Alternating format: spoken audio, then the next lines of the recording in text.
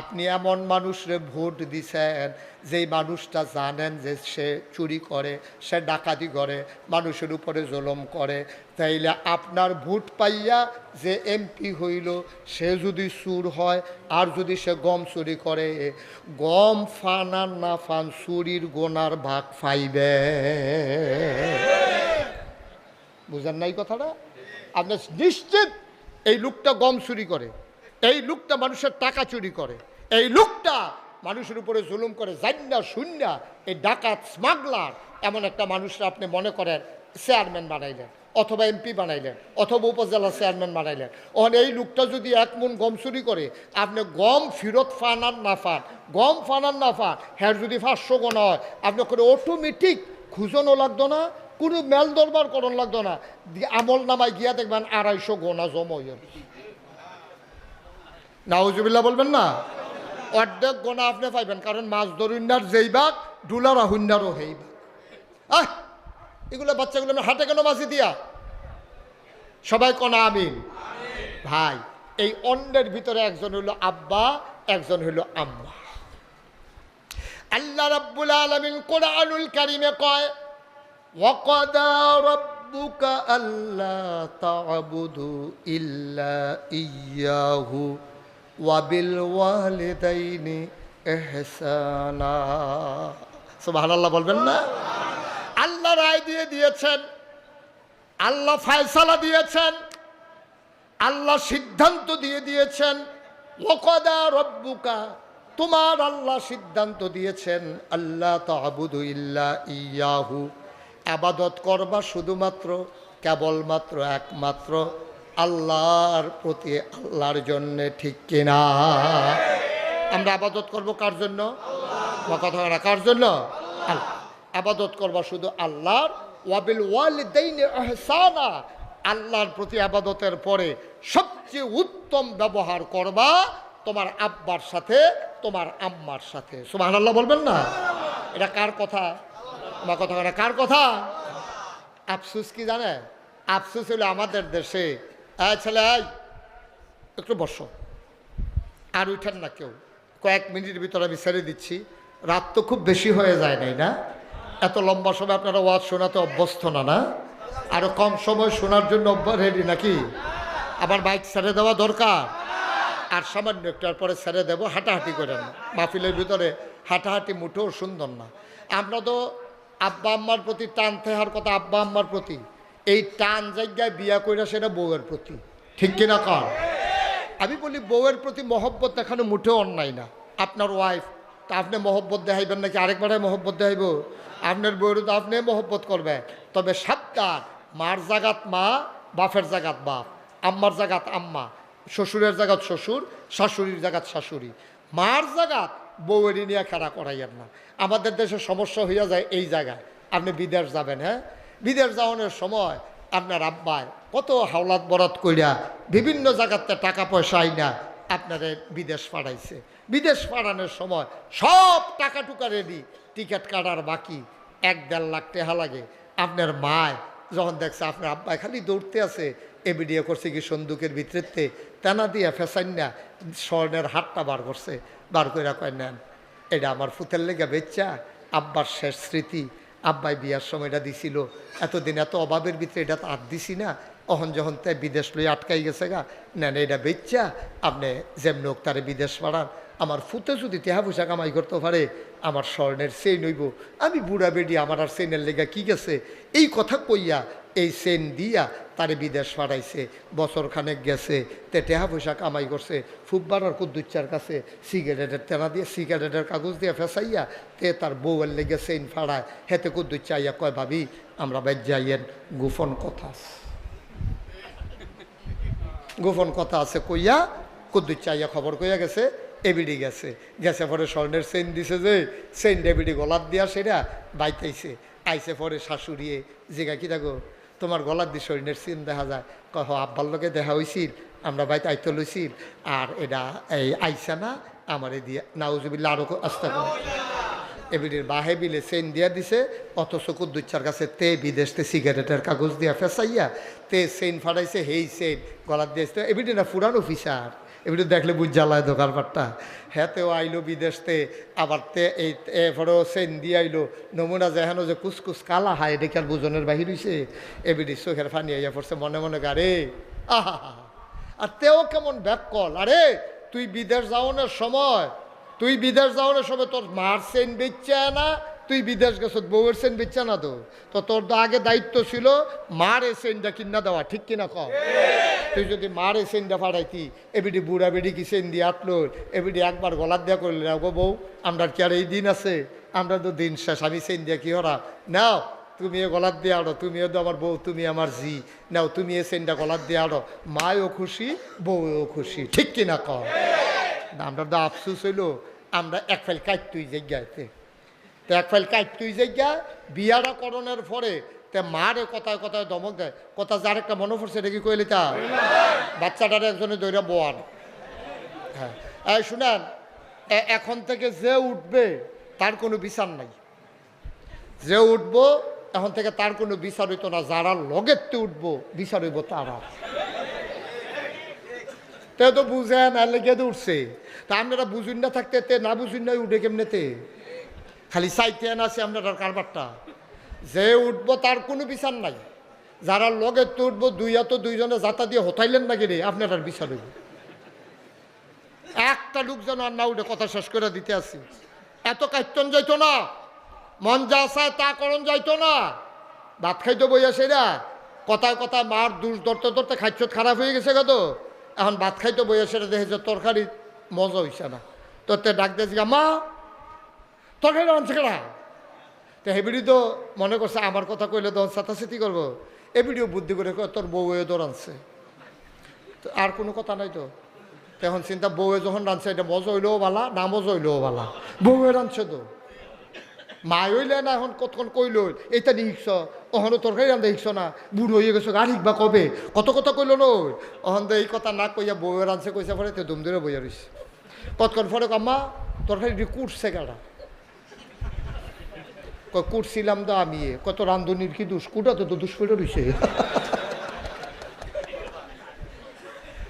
তারপরে হতে বড়বড়ায় বউয়ের দোষ দেখে না আসে নিয়েই খাচ্ছ বা কতক্ষণ আসে নিয়েই খাচ্ছ আল্লাহর ফায়সালা শুনছো আল্লাহ কি বলছে আল্লাহ বলে দিয়েছেন আবাদত হবে শুধু আল্লাহর ওয়াবিল ওয়ালিদাইনি ইহসানা আর সৎ ব্যবহার ভালো ব্যবহার পাও না তোমার মায় তোমার আব্বায় তুমি তো আম্মা চিনো না ও ব্রাহ্মণবাড়িয়ার মানুষ তুমি তো আম্মা চিনো না সাহাবা নবীজির কাছে গিয়া আসসালাতু আসসালামু আলাইকা ইয়া রাসূলুল্লাহ নবী কো আলাইকুম আসসালাম ওয়া রাহমাতুল্লাহ কি গাইছিলা ক নবী গো ও নবী আমি সবচেয়ে বেশি দায়িত্ব পালন করব কার জন্য কয় তোমার আম্মার কয়ার পরে কয় তোমার আম্মার কয়ার পরে কয় তোমার আম্মার কয়ার পরে কয় তোমার আব্বার মার কথা কইছে 3 বার নবীজি 4 নম্বরে কইছে আব্বার কথা আমরা যারা বেড়াই আমরা যারা পুরুষ মানুষ আমি থেকে আপনারা আমরা যে হুই হুই করেন চায়ের স্টলও যে লইয়া পড়েন ঘরে গিয়া যে ধৈরালান আপনি হইলেন রুল নম্বর 5 রুল নম্বর কত রে 5 রুল নম্বর বেড়ায় 1 2 3 হেবিডিরে দুইটা মারতো ধরে খাচ্ছত খারাপ তো নাউজুবিল্লাহ কর রুল নাম্বার 1 আম্মার 2 আম্মার 3 আম্মার 4 নম্বরে আব্বায় আমরা পুরুষ লোক আমাদের রোল নাম্বার মেডেল ফোর্সে 4 নাম্বারটা ফার্স্ট সেকেন্ড থার্ড 3টা ফাইয়ালাইছে আম্মায় সুবহানাল্লাহ কালা এবার তো আমরা চিন্তা আছে মায়ে কে মায়ে মা দেখে 3টা মেডেল পাইব আর আমরা বেড়াইতে কত মেহনত করলাম বিয়ার সময় টেহা খরচ করলাম আমরা বউ বাড়িতে আনলাম আমরা ঘর তুললাম আমরা লালন পালন করলাম আমরা বাচ্চা হইল মা আর আব্বার মিলনে তো বাচ্চা হইছে আচ্ছা না হইলে এখনও সমান সমান আগের দিয়ে আমি আগাই রইছি বাচ্চা অনের পরে হবে হাসপাতালে নিল আব্বায় টাকা দিল আব্বায় বাচ্চা আসলো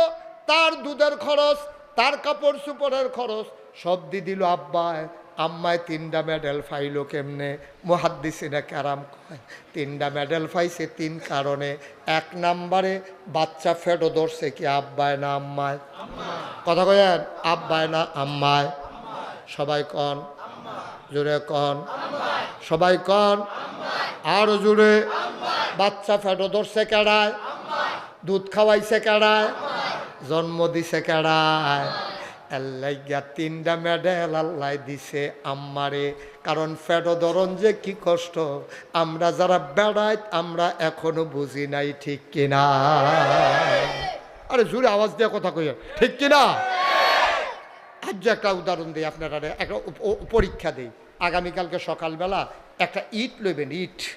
কেউ একটা হাওলাত লইবেন 24 ঘন্টার লাগিয়া না থাকলে ভাই, একটা ইট হাওলাত লইয়া একটা গামছা দিয়া তলফেটও বানবেন শক্ত করিয়া, ফিসে দিয়া গিট্টু দিয়া তলফেটো ইটটা লইয়া আপনি এটা লইয়া বাজারও যাইবেন, এটা লইয়া অফিসও যাইবেন, এটা লইয়া গোসল করবেন, এটা লইয়া টয়লেটও যাইবেন, এটা লইয়া ভাত খাইতেন বইবেন, এটা লইয়া ঘুমাইবেন। ঘুমের তো সকালে উঠটা ইটটা খুল্লা রাখা দিবেন। পারবেন? পারবে? আজ মনে পারবে? আপনার নমুনে দোকান পারবে? পারবেন? আপনি পারবে? আপনি পারবে? তো না পারলে কন্যা দিই। পারতেন না কইতেন না, আপনি তো ভালো জুইতো ফুটে গেছেন। পারবে? এটাকে আমরা কেউ পারাম রে? আমি একদিন বানছিলাম 5 মিনিট, 5 মিনিট পরে কেউ নাচি গিয়ে খুললা রাখতে আইয়া পড়ছে। 5 মিনিটও রাখতাম পারছি না। একটা ইট গামছা দিয়া বাইন্দা তল ফেড়ো আমি 5 মিনিটও রাখতে পারি নাই। আপনারা তো কেউ বানছেন না, কালকে সকালে বাইন্দা চাইন কয় মিনিট রাখতেন পারেন? আমি মুশতাক ফয়েজি বইলা গেলাম চাইছেন। আর আপনার ওয়াইফ, আপনার আম্মায়, আপনার ওয়াইফে আপনার বাচ্চারে, আপনার মায় আপনারে এই ফ্যাটটার ভিতরে লইয়া এই তলফেটের ভিতরে 10 মাস 10 দিন এটা লইয়া বিড়ি ঘুমাইছে, এটা লইয়া খাইছে, এটা লইয়া ওয়াশরুমও গেছে, এটা লইয়া গোসল করছে। আপনি তো কিচ্ছুই বুঝছেন না, আপনি টের পাইছেন কিচ্ছু দুনিয়া। আপনার আব্বা আপনার আম্মা দুজন রাতের বেলা ঘুমিয়ে পড়েছে, মহিলার বাচ্চা হবে। আগের দিনে পুরুষেরা মাথার কাছে একটা হারিকেন ধরাইয়া ডিম করে রাখতো, যে কোন সময় কোন বিপদ হয়, অন্ধকারের ভিতরে না জানি কি বিপদ হয়। তোমার মার মাথার কাছে হারিকেনটা ডিম করে রাখছে তোমার আব্বায়, দুজনে এক লগে ঘুমাইছে আব্বায় আম্মায়। আব্বায় এমন টানা ঘুম, বাইরে দিয়া হাত হালাইয়া দেখে মায় নাই। এবার চোখ খুললে হারিকেন বাড়াইছে, বাড়াইয়া দেখে রে তোর মার জায়গাটা খালি পড়ে আছে, মায় নাই, গেল কই গেল কই। এবারে টেনশনও পড়ে গেছে গা। কয়দিন পরে তারিখ আইয়া পড়ছে, বাচ্চা হইব, কই গেল এই আন্দায় যাইতো। হারিকেনটা বাড়াইছে, না দেখা যায় না, দেখে যে দূরে জানালার কাছে কি যেন আবজা আবজা দেখা যায়। হারিকেনটা লইয়া ওই জানালার কাছে গিয়া দেখে জানালার শিখে ধইরা দাঁড়াইয়া দাঁড়াইয়া তোর মায় কানতেছে।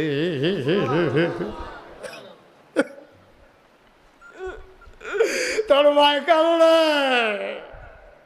তোর আব্বা পিছন দিক দিয়া মাথা তার দিয়া কয় কান্দগিরি বাড়ির কথা মনে পড়ছে নাকি? তোর মায় কয় বুড়া বয়সে কি আর বাপের বাড়ি, কান্দেই অন্য কারণে। কয় কি? আপনি যে ঘুমাই আসলেন, আমিও তো ঘুমাইছিলাম। হঠাৎ করে আমার ফ্যাটের সন্তান হাঁটু দিয়া মন করে কলজায় গোতা মারছে, আমি আর সহ্য করতে পারি নাই, সিনসিন ব্যথা শুরু হয়ে গেছে। এই জন্য আমি এই দাঁড়াই রইছি, আমার কলজায় মানে না। ও আব্বা, ও আব্বা, ও কলজার টুকরা যুবক রে, তুই মা চিনস না রে? কথায় কথায় মারে ধমক দেশ, তরকারি মজা হইছে না করে চোখ ফাঁক দেশ, মোবাইল কিন্না দেয় না কেড়ে, লাথি দিয়া সুকেশের গ্লাস ভাঙ্গা দেশ। তুই বুঝস না রে, তোরে 10 মাস 10 দিন যখন ফেরো লইছে, তোর মা খাইতে পারে নাই, ঘুমাইতে পারে নাই, তারপরও তোর বিরুদ্ধে কোনো অভিযোগ নাই, ঠিক কিনা? 2 নম্বর, আল্লাহ স্বর্ণের মেডেল মারে কেল্লাইয়া দিল। জন্ম দিছে মায়, তুমি তো মার ব্যথা বুঝবা না। মায় কেমনে তোমারে জন্ম দিছে তুমি বুঝবা যেদিন বিয়া করবা, তোমার বউয়ে যেদিন তোমার বাচ্চা জন্ম দিব, সেই দিন বুঝবা কষ্ট কারে কয়। তাও তো বুঝবা না, বউয়ের শুনবায় না। আমার যখন প্রথম বাচ্চাটা হয়, আমার বিবি আমার শ্বশুর বাড়িতে ছিলেন, আমার আম্মাও ছিলেন ওখানে, আমার শাশুড়িও ছিলেন।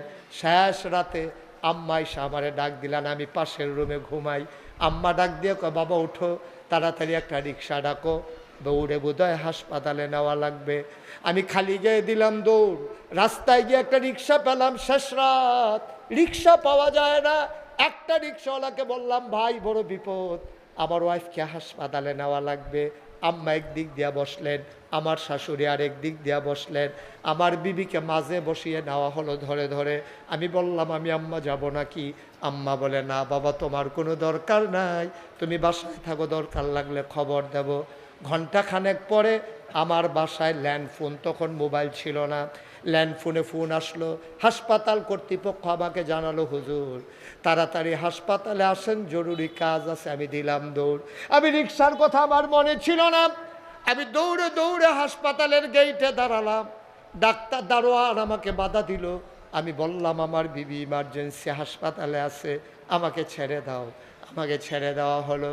আমি উপরে উঠলাম, যেখানে লাবার রুম অপারেশন থিয়েটার, যে রুমের ভিতরে বাচ্চা হয়। আমি ঢুকতে চাইলাম, ডাক্তার কয় না, এখন ঢোকা যাবে না। আমি দাঁড়িয়ে রইলাম বারান্দায়। আমাকে ডাকা হলো, ভেতরে আসেন। আমি ভিতরে গেলাম। আমার বিবিরে হাসপাতালে শোয়াই রাখছে। আমি একটা পাশে টুলের উপরে বসলাম। আমি বিবির হাতে ধরলাম, আমার বিবি শক্ত করে আমার হাতটা ধরছে। আমি দেখি কানতে কানতে আমার বিবির কানের কাছে দিয়ে চুলগুলো ভিজে গেছে। আমারে শক্ত করে ধরে কয়, ও স্বামী,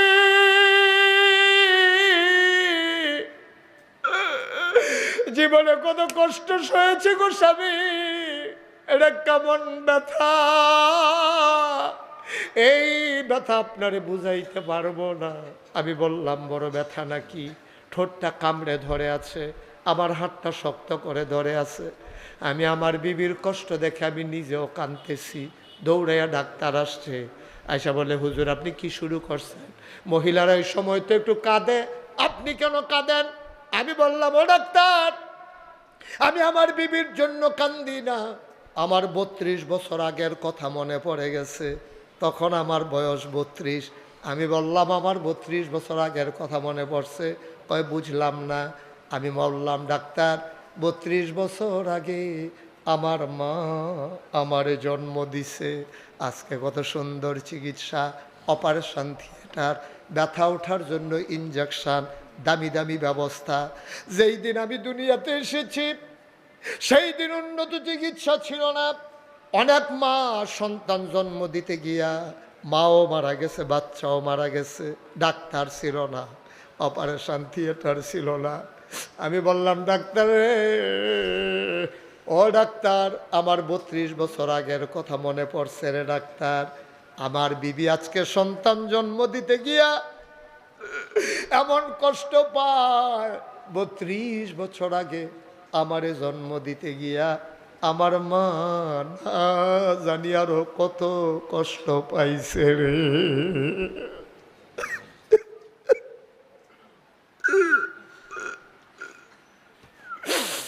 আমার বাচ্চা জন্ম দিতে গিয়া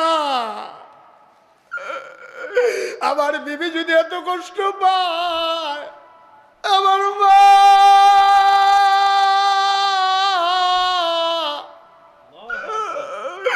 আমারে জন্ম দিতে গিয়া না জানি কত কষ্ট পাইছে রে।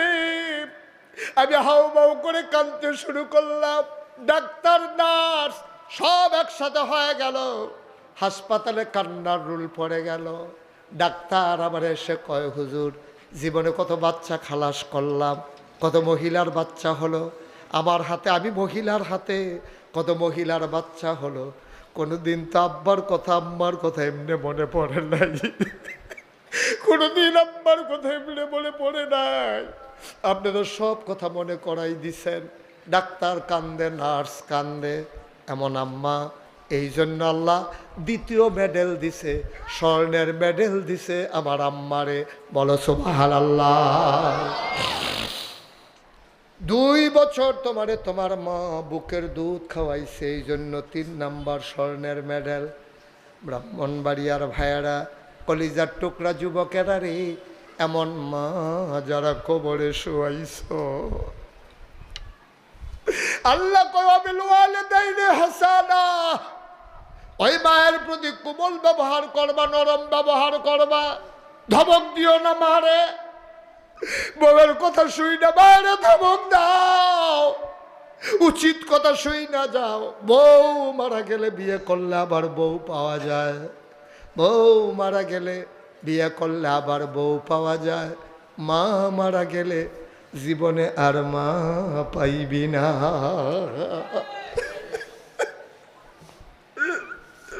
মা মারা গেলে আর মা পাইবি না, মায়ের ধমক দিবি না।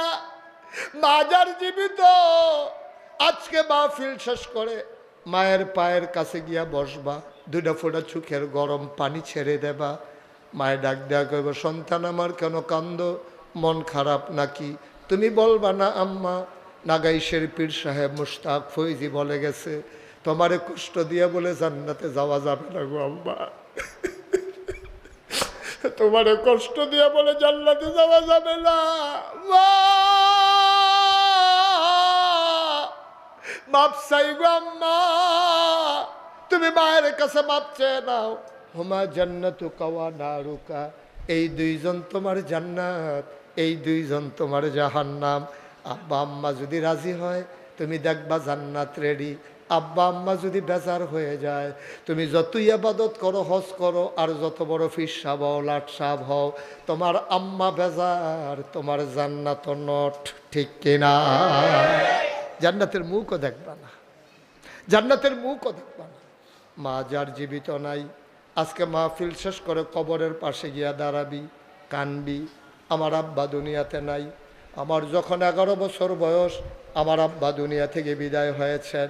মাঝে মাঝে আমি আব্বার কবরের পাশে দাঁড়াইয়া আব্বার কথা মনে করে কান্দি, আব্বার লগে কথা কই, আব্বা ও আব্বা আপনি আমার কথা শুনেন নাকি? আমি আব্বার লগে কত কথা কই, আমার আব্বা একটা কথার জবাবও দেয় না। যার আম্মা নাই, যার আব্বা নাই, আজকে সবাই মিলে মায়ের কবরের কাছে গিয়া দাঁড়াইবা, বাবার কবরের কাছে গিয়া দাঁড়াইবা, যাদের আব্বা আম্মা আছে পায়ে ধইরা মাফ চেয়ে নেবা। তাইলে ওই 4টা হকের ভিতরে একটা হক আদায় হয়ে গেল। 4টা হক, আল্লাহর হক, নিজের প্রতি হক, মা বাবা এবং অন্য সবার প্রতি হক, পশু পাখি জন্তু জানোয়ারের প্রতি হক। এই 4টা হক আদায় করে তুমি মইরা যাও, আমার আপত্তি নাই। তুমি মরে যাও, তুমি মরে যাও, তুমি মরে যাও, কাফন পরিয়ে তোমারে দাফন করে দেবে মাটির কবরে। সবাই দেখবে মাটির কবর, তুমি কবরে গিয়া দেখবা মাটির কবর মাটি নাই, মাটির কবর জান্নাতের টুকরা হয়ে গেছে। এমন একটা জিন্দেগি চাই নাকি চাই না? 36 বছর আমি মুশতাক ফয়েজে মাহফিল করি। কয় বছর? বা কথা বলা, কয় বছর? 36টা বছর আমি মুশতাক ফয়েজে মাহফিল করি। মাহফিলে কদম দিলে মাহফিলের ওজন বুঝি। আজকে তোমাদের কাজীপাড়া মাজার ময়দানে সামনে সে মাহফিলে শরিক হয়ে আমার মন সাক্ষী দিয়েছে, তোমাদের মাহফিল আমার আল্লাহ কবুল করে নিয়েছে। আমার মন সাক্ষী দিয়েছে তোমাদের মাহফিল কবুল। এই কবুল হওয়া মাহফিলটা দ্বীপ একটা লোক আমরা যাব না, দোয়া না করে একটা লোক আমরা উঠব না। সবাই মিলে আমরা তওবা করব, জীবনের গুনাহগুলো যেন আল্লাহ মাফ করে দেন। দরকার আছে নাকি না? একজন উঠবেন না, হাঁটবেন না, যারা দাঁড়িয়ে আছেন এখানেই থাকুন। কয়েক মিনিটের ভিতরে আমি ছেড়ে দিচ্ছি। বন্ধুরা আমার, ভাইয়েরা আমার, গভীর মনোযোগ, আমার কলিজার টুকরা যুবকেরা, মুক্তির পথ যুব সংঘ, কি সুন্দর নাম দিছে। আমি আজমল রে জিগাইলাম, আজমল এই যুব সংঘ দিয়া কি করেন? কই হুজুর ওই রমজানের সময় চেষ্টা করি তাদেরকে ইফতার দেওয়ার জন্য। অসহায়, চিকিৎসা হয় না এমন মানুষের চিকিৎসার জন্য, আর যারা লেখাপড়া করতে পারে না কাগজ কলম খাতাপত্র কিনে দেওয়ার জন্য। আমরা হুজুর অসহায়ের সহায়ের জন্য মাহফিলটা করি, আর টাকা থাকলে ওই সাহায্যটা করি। তাইলে এমন একটা সুন্দর কাজ মুক্তির পথ যুব সংঘ করে। আমি আজকে যাদের আব্বা নাই আম্মা নাই, সবাই মিলে আব্বার জন্য আম্মার জন্য দোয়া করব। আর যুব সংঘের সাথে এক হয়ে আমরাও দুঃখী মানুষের পাশে দাঁড়াইতে চাই। সবাই চান ইনশাআল্লাহ? আল্লাহ যেন কবুল করে, সবাই করা আমিন।